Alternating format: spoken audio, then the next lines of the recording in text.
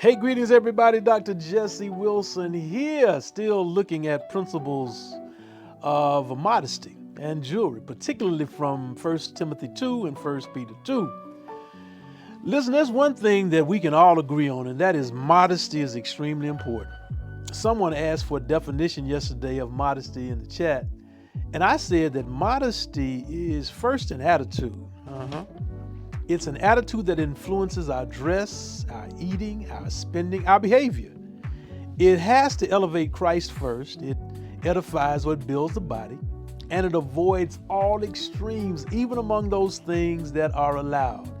This is day 21. 21, can you believe it, of 30 2 or 3 minute nuggets from the book Adventist Arguments and Disputable Matters. Listen, let me give you 6 things that I believe you should consider when you're studying modesty and jewelry, particularly from the New Testament.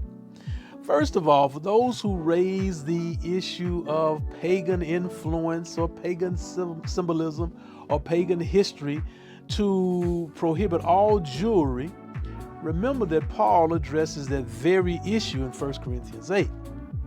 There were a number of members, Gentile believers, in that church who said no one should eat meat that's been sacrificed to idols in this church. It's just not right.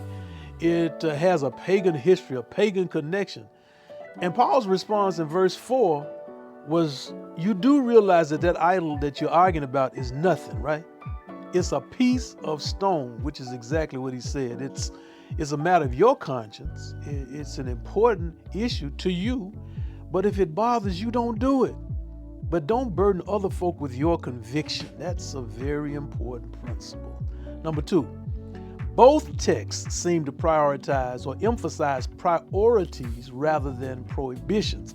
Even the language seems to speak to that not but language. It's really almost a Greek idiom.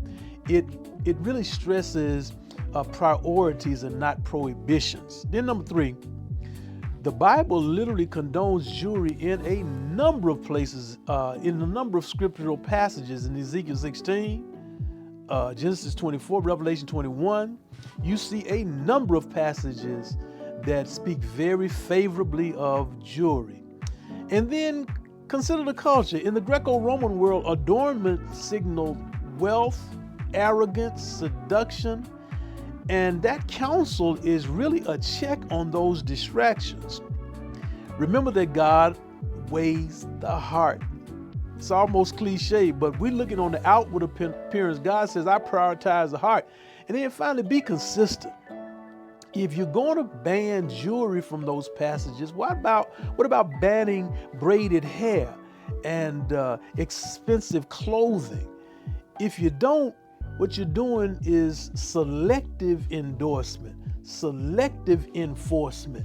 And those things raise some incredible flags, at least to me. As a matter of fact, why don't you give me an example of selective enforcement that you've seen over the past, maybe in your church or in the church in general, some things that are allowed and some things that seem to be getting a pass as it relates to what we wear or how we spend. Listen, if you want a full development of these principles, get the book, Adventist Arguments and Disputable Matters, How to Move Forward When We Don't Agree. And when you get the physical book, you'll get a digital copy. Tomorrow, we're going to move to the wedding band. See you tomorrow.